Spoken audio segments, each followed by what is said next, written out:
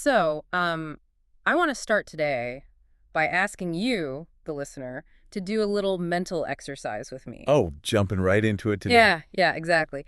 So, picture a textbook economic success story. Like, when you think of a wealthy nation, what comes to mind? Usually it's pretty tangible stuff. Right. You picture things you can, physically drop on your foot. Massive tech manufacturing hubs or sprawling automotive supply chains, right? Mm. Or endless fields of genetically optimized wheat. Yeah, traditional development models are, they're heavily reliant on physical mass, Mm. primary resource extraction, building up capital that way. Exactly. There's a real specific gravity to that kind of prosperity. It's grounded.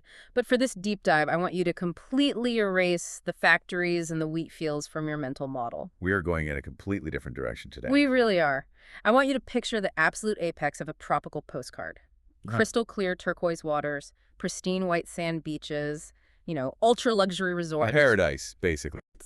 Literally a paradise. And we are looking at a place with a per capita GDP of over $33,390. Which, just to contextualize that for a second, firmly places it in the high-income tier globally. Right. We are talking about genuine, highly concentrated wealth. Oh, absolutely.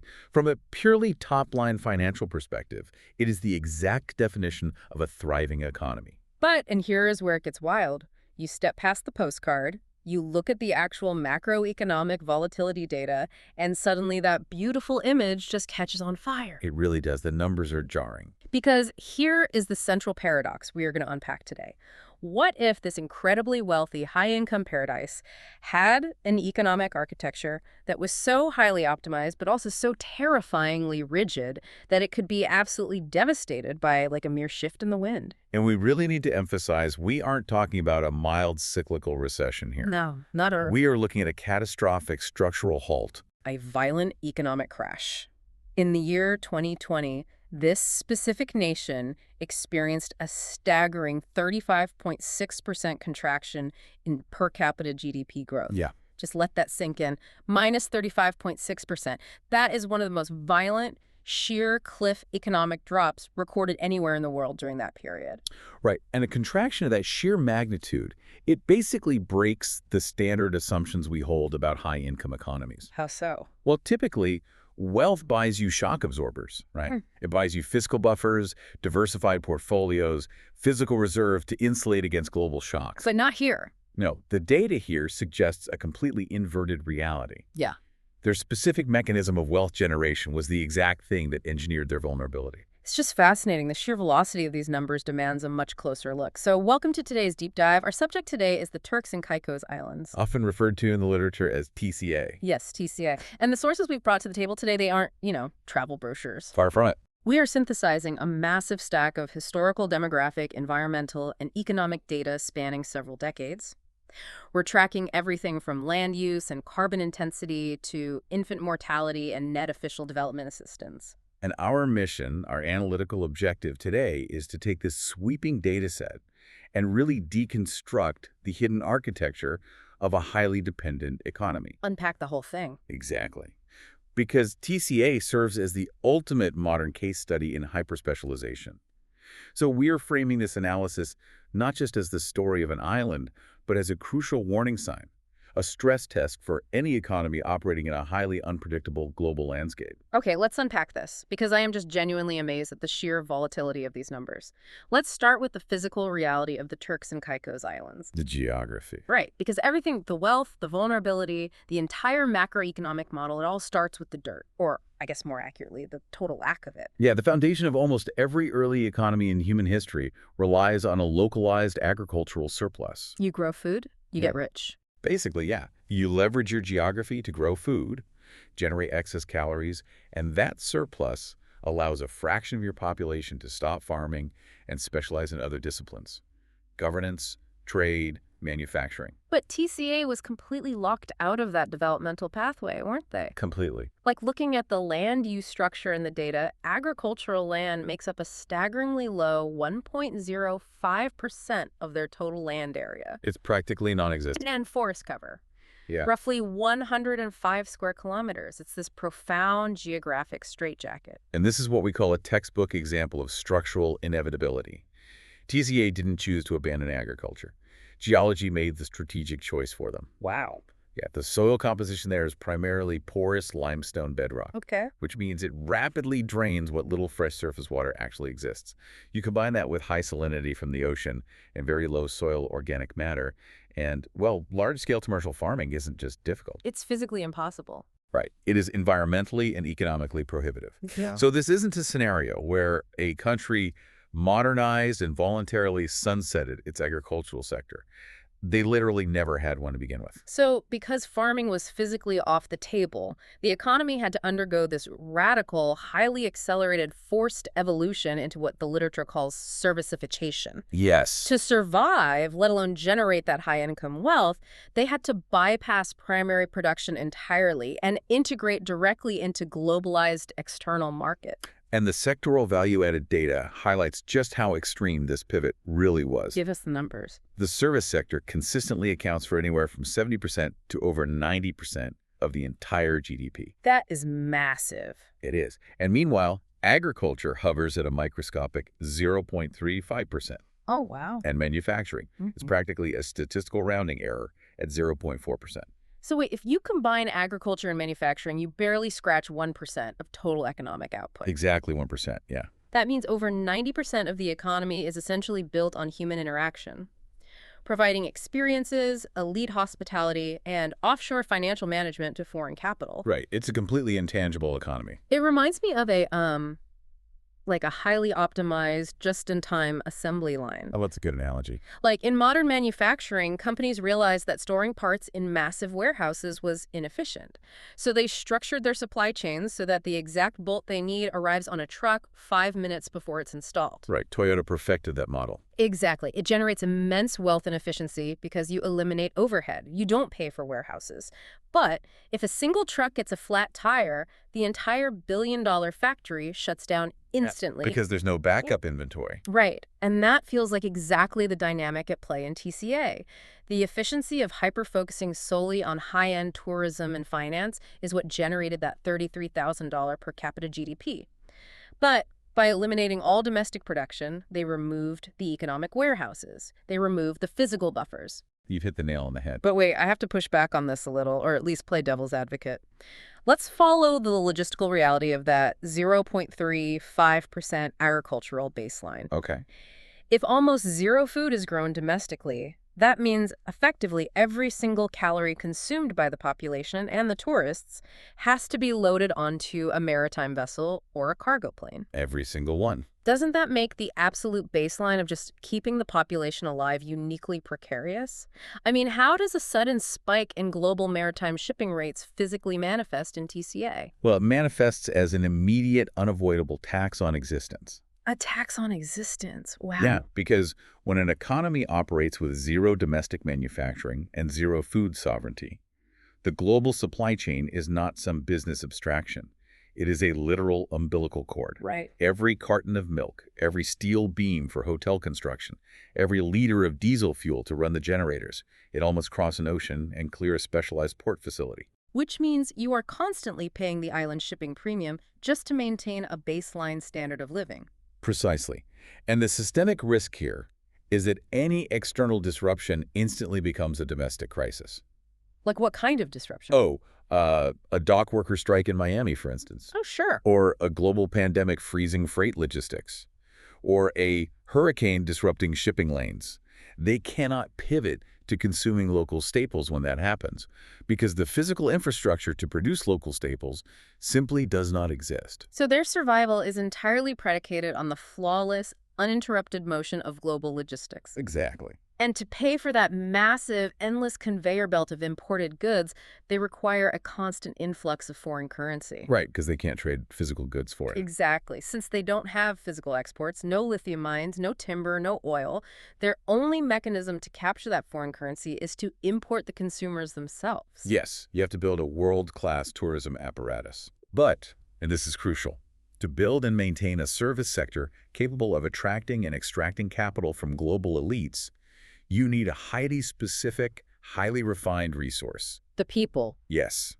Lacking physical commodities, TCA had to rely entirely on upgrading and maximizing its human capital. Which brings us to one of the most striking data sets in our stack today, The demographic window. It's a fascinating shift. The statistical transformation of the people of the Turks and Caicos Islands over the last 50 years is staggering. I mean, we are looking at a society that completely remade itself. It is a remarkable visualization of a successful demographic transition. Let's look at the age dependency ratio first. So, for the listener, this tracks the economic burden of non-working populations, youth under 15, and seniors over 64 against the active working age labor force. Right. In the 1960s, TCA's total age dependency ratio was sitting at a massive 102.9%. Which, from a macroeconomic perspective, a ratio over 100% acts as a severe drag on capital accumulation. Because there are more dependents than workers. Exactly. It means every single active participant in the labor force is generating resources not just for themselves,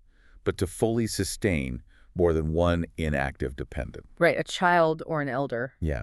So the entirety of the society's economic output is consumed by basic sustenance and care.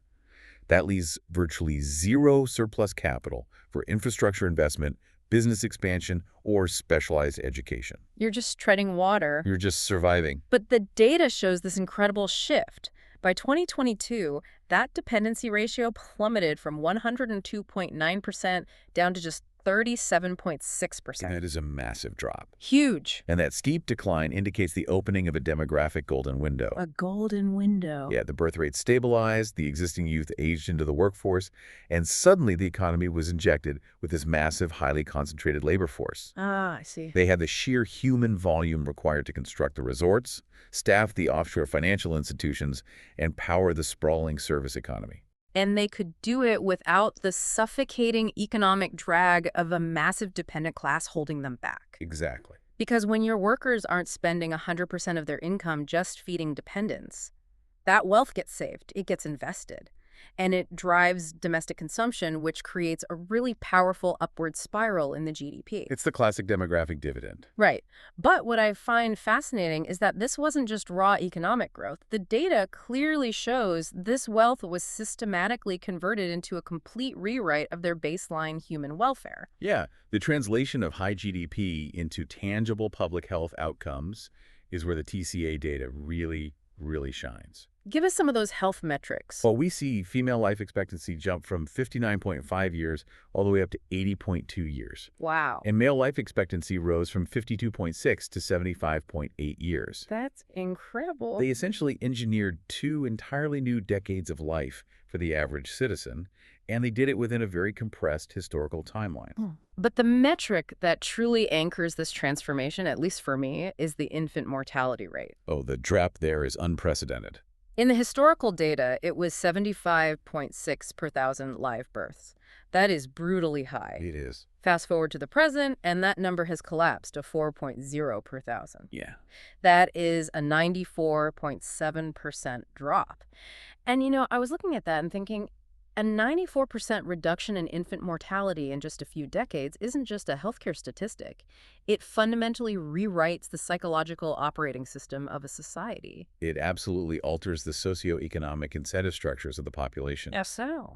Well, when a society exists in a state of high infant mortality, the rational economic response is to have larger families. Right. You need to ensure a certain number of children survive to adulthood to support the family unit. Exactly. But when you introduce modern sanitation, prenatal care, and robust pediatric infrastructure and drop that mortality rate to 4.0, parents develop absolute confidence in the survival of their children. And how does that change the economic landscape on the island? It directly shifts family planning. Families choose to have fewer children, which sustains that low youth dependency ratio we talked about. Right. But more importantly, it shifts parental investment from quantity to quality. Ah, okay. Instead of dividing highly limited resources among 8 children, a family concentrates their wealth into the advanced development and education of, say, 2 children. That makes total sense. You're building up the human capital of the next generation. Yeah. But the data also reveals a creeping shadow on the horizon of this demographic window, doesn't it? Yes, it does. While the total dependency ratio is currently optimal, the elderly dependency ratio is steadily climbing. It's moving from 5.9% up to 15.4%. And that upward curve is the inevitable consequence of adding those 2 decades to the life expectancy. Right, people are living much longer. Exactly. The demographic window of an abundant, highly concentrated working-age population is beginning to close. Slowly but surely. The labor force that built the $33,000 per capita paradise is aging out. And soon, a shrinking pool of workers will have to sustain a growing cohort of retirees. Which means the macroeconomic strategy has to evolve again. Yes. If you can no longer rely on the sheer expansive volume of workers to drive growth, you have to transition to maximizing the absolute productivity and value of every individual worker. Exactly. To survive in a hyper-competitive global service market, unskilled labor is insufficient. You need an aggressively modernized, highly specialized workforce. Which leads us directly into the data on their educational infrastructure. Because clearly, to maximize that shrinking window of working-age people, TCA executed an aggressive software upgrade on their population. That's a great way to put it. The investment in human capital is arguably the most resilient long-term asset on their balance sheet. The baseline metrics reflect a complete societal mobilization. Like, the youth literacy rate tracking ages 15 to 24 is sitting at 99.94%. It's essentially universal. Right. For all practical purposes, youth illiteracy has been entirely eradicated. And that near-perfect literacy rate is the non-negotiable prerequisite for operating a digitized, high-end service economy. Right. You need literate workers. You cannot process complex offshore financial derivatives, manage global hospitality logistics, or interact seamlessly with international capital without total literacy. It's just impossible. But the data point that requires real unpicking here, the one that really caught my eye, is the graduation rates. Ah, yes, the over 100% anomaly. Yes, the primary and lower secondary graduation rates actually exceed 100%. Now, at first glance, a gross graduation ratio over 100% looks like a statistical error. It usually does. But it's actually capturing older, out-of-school populations who are returning to the classroom. Right. You have adults actively re-entering the educational system to finish their middle and high school equivalents. And that specific anomaly speaks to a massive structural economic incentive. What was driving them back to school? Well, as the physical landscape of TCA modernized, as the international hotel brands broke ground, the financial sector deepened. The labor market's demand for certified, higher-skilled workers skyrocketed. Okay. The wage premium for holding formal educational credentials became so high that it literally changed the opportunity cost for adults. Oh, wow. So it wasn't just the youth moving through the system. No, it was an entire generation of adults realizing that the economy had outpaced their historical skill sets, and they deliberately cycled back through the education system to capture that new wealth. That is so deeply pragmatic, but what's truly impressive is how the government handled that sudden surge in demand. Because human capital isn't just about forcing people into a classroom, right? No, it's not. It relies entirely on the quality of the pedagogical delivery, the teachers. Exactly. The operational bottleneck in any rapidly expanding education system is the teaching staff. And this is where the TCA dataset is truly exceptional. Let's hear the numbers. The records indicate that 100% of lower secondary teachers and 99.26% of primary teachers are formally trained and certified. Okay, let's pause and dig into the mechanics of that. Achieving a 100% teacher training rate is notoriously difficult. Oh, it's incredibly rare. Even massive, highly industrialized nations struggle with uncertified emergency hires, geographic staffing gaps, high turnover. How does a geographically isolated island nation achieve 100% pedagogical certification? It requires an uncompromising policy framework that is tied directly to capital allocation. What does that look like in practice? Well, in a small island state, the government usually exercises highly centralized control over the public sector payroll. Right. So by legally mandating certification for employment and heavily subsidizing or even fully funding the pedagogical training, often by partnering with regional universities in the Caribbean or the UK, they ensure every single educator meets a strict baseline. I mean, it's really a matter of national security when you think about it. It is. When your island has zero physical resources, the cognitive capacity of your citizens is your only exportable commodity. Exactly. You are exporting their ability to provide elite services to foreign capital. So engineering a system where 100% of the educators are trained professionals isn't a luxury. It is the core engine of their GDP. It is a brilliantly executed macroeconomic strategy.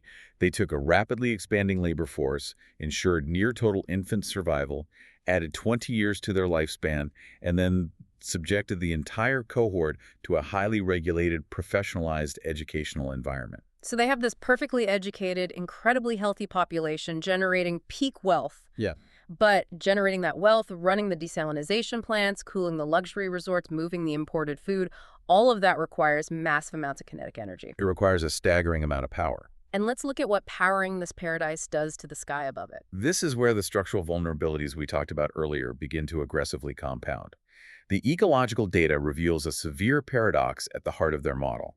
The carbon footprint data is a stark contrast to the postcard image we started with. It really is. Per capita CO2 emissions have surged dramatically. Like in the 1990s, the average person in TCA accounted for roughly 0.5 tons of CO2. Recently, that figure has accelerated to 4.92 tons per capita. Yeah. That is a near tenfold increase. And the emissions inventory isolates the exact drivers of this surge. It is heavily concentrated in two areas: the power industry, so baseline electricity generation, and transportation. And the transport numbers are wild. They are. The transport emissions alone expanded from an almost negligible 0.0002 megatons of CO2 equivalent up to 0.075 megatons. And here is the profound contradiction in all this. The government of TCA is acutely aware that their pristine environment is the literal foundation of their entire economy. Right. Tourists don't pay premium rates to sit on a polluted beach. Exactly. Tourists are paying for the illusion of untouched nature. And the data shows the government actively protects 44.4% of the terrestrial land area. Which is a huge percentage. It's a massive commitment to natural capital preservation. But while they protect the ground, they are baking the atmosphere above it.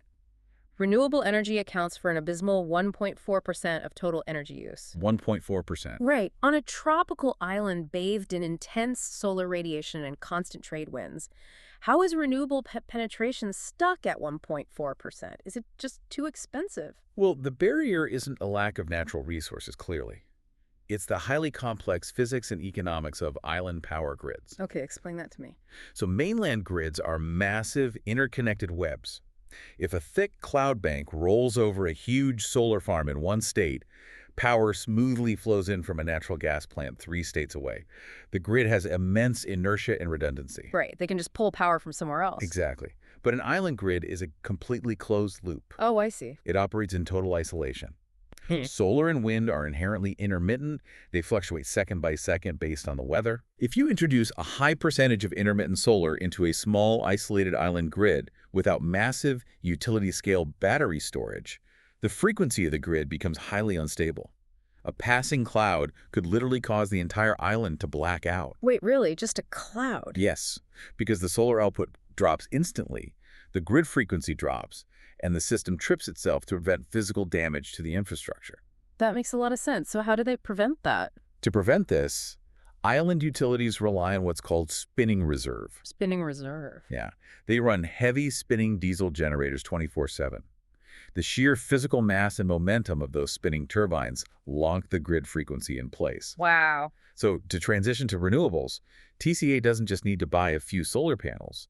They have to fundamentally re-architect their entire grid with phenomenally expensive battery arrays and advanced digital switching. Which means the upfront capital expenditure is so intimidating that they just default to the legacy system. Importing massive, expensive shipments of diesel fuel and burning it constantly to keep the grid stable. It's a brutal irony, isn't it? It really is.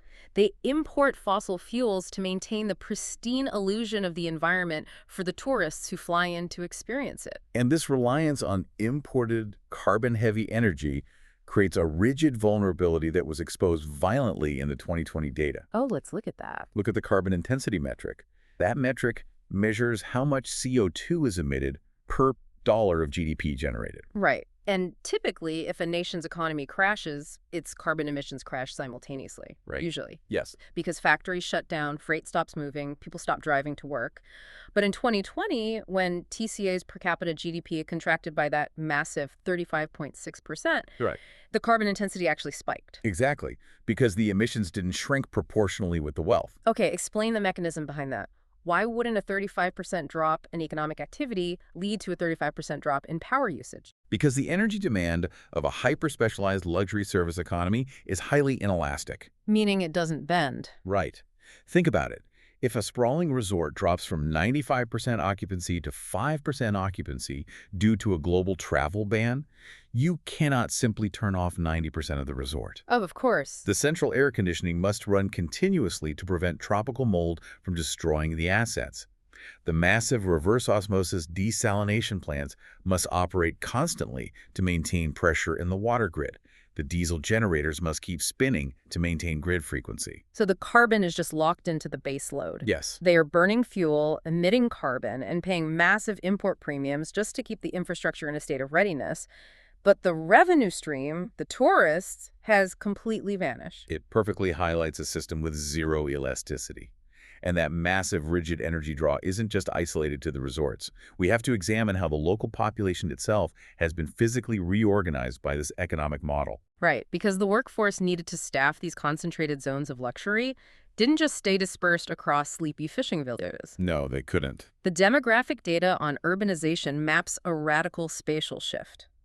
In 1960, the urban population was 47.6%, so roughly an even split between town and country. A pretty standard agrarian distribution. But by 2023, the urban population had skyrocketed to 94.17%.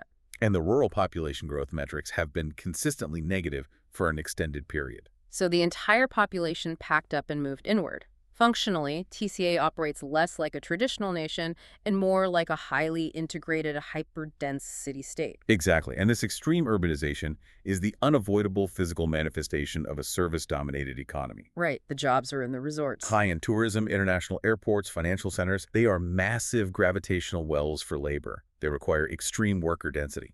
You simply cannot manage a global financial portfolio or coordinate hospitality logistics from an off-grid farm on the periphery. But cramming 94% of your population into dense urban clusters on a small, porous, ecologically fragile limestone island creates an entirely new category of systemic risk, doesn't it? Oh, absolutely. If the civic infrastructure fails in a dense tropical environment, the collapse is immediate. Which is why the data on TCA's public health infrastructure is actually a testament to highly effective governance. The sanitation numbers. Yes. Despite the immense pressure of hyper-urbanization, the sanitation metrics have held incredibly strong.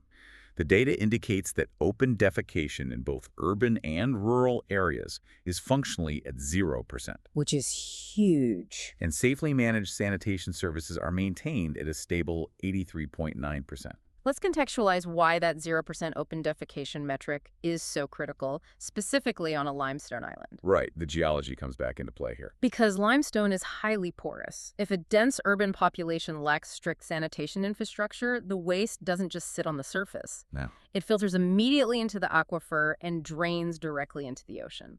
And the moment raw sewage enters the coastal waters, it causes massive eutrophication, which destroys the coral reefs and turns the turquoise water murky. Exactly. And the turquoise water is the sole asset driving the $33,000 GDP. Right. It's all connected. So maintaining flawless plumbing and 83.9% safely managed sanitation isn't just about preventing cholera and dysentery. Though obviously that's important. Right, obviously. A disease outbreak would instantly freeze global tourism. But it's more than that.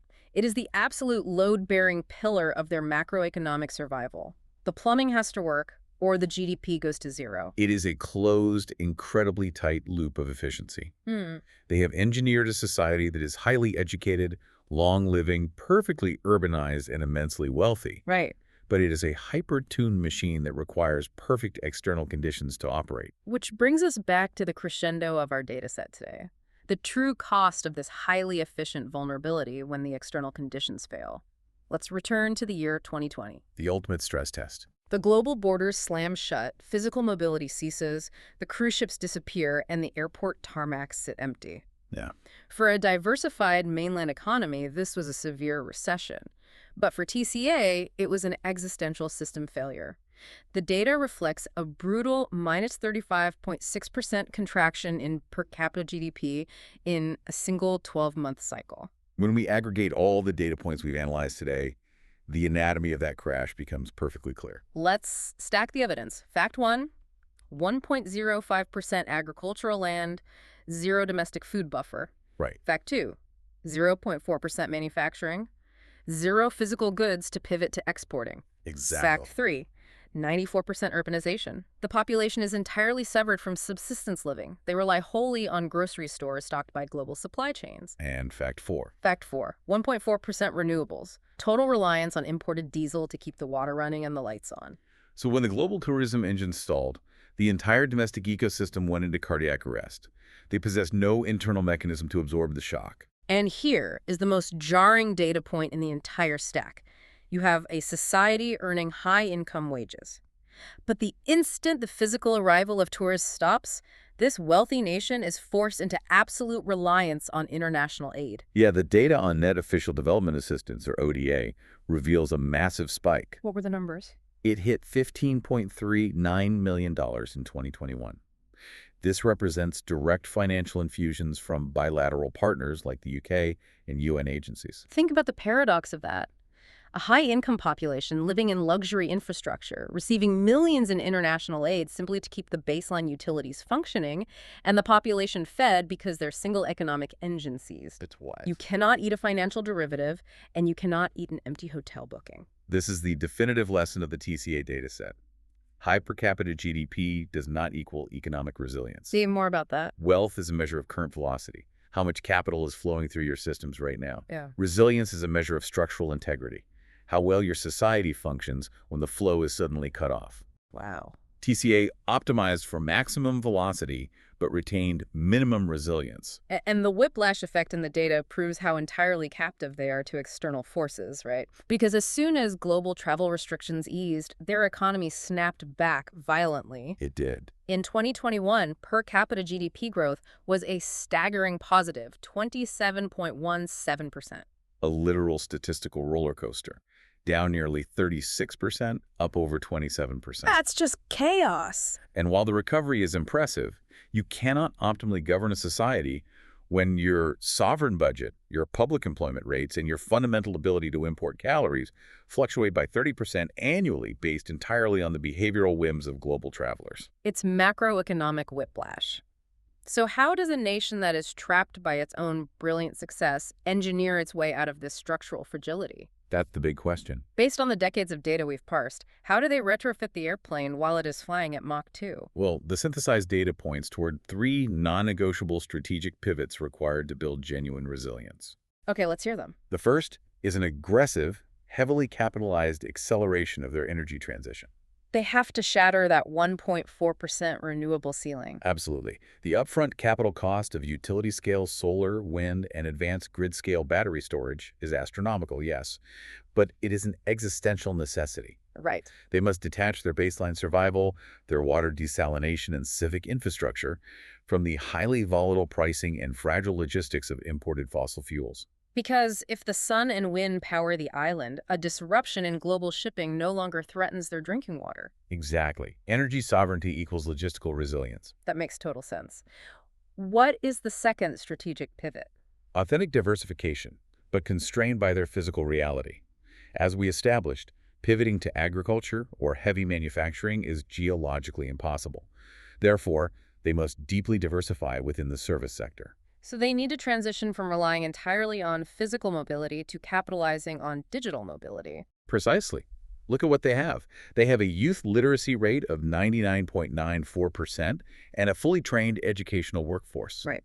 They need to leverage that human capital into advanced digital trade, remote tech consulting, digital intellectual property management, and expanded financial services. Because if another global event freezes physical travel, digital data and financial capital will continue to flow across fiber optic cable. Exactly. It provides a secondary economic engine that utilizes their existing skill base, but operates on a completely different risk axis. That is so smart. And the third recommendation? The institutionalization of massive fiscal buffers.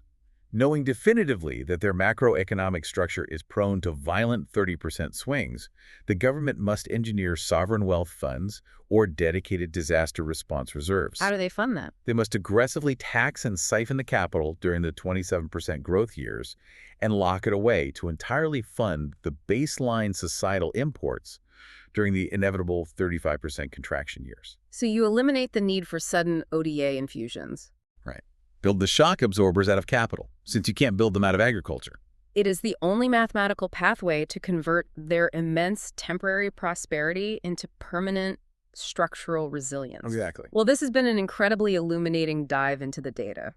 To look at a place that projects the flawless image of paradise and map out how it actually serves as a masterclass in macroeconomic risk and systemic vulnerability. It's a very revealing case study. It really is, Yeah. and it leaves me with a thought that I want to pass directly to you, the listener. We've spent this time analyzing the Turks and Caicos Islands as an extreme, isolated laboratory. But take a moment to step back and apply this framework to the world around you. Yeah. Look at the architecture of your own life. Globally, we are all increasingly migrating into dense urban centers, entirely abandoning rural self-sufficiency. We are all hyper-specializing our labor. You likely perform one highly specific niche role in the economy, and in exchange, you rely on unfathomably complex, entirely invisible global supply chains to deliver your food, your water, your electricity, and your medicine. Right. If a high-income paradise, armed with immense wealth and a universally educated populace, is this profoundly vulnerable to a sudden halt in the physical supply chain, how resilient is the infrastructure you rely on every day? It's a tough question. It is. How robust is your own local economy? Are we all operating on a just-in-time assembly line, just one delayed cargo ship, one power grid failure, or one unexpected shift in the wind away from systemic collapse? Something to seriously consider the next time you look at a postcard. Until next time, keep diving deep.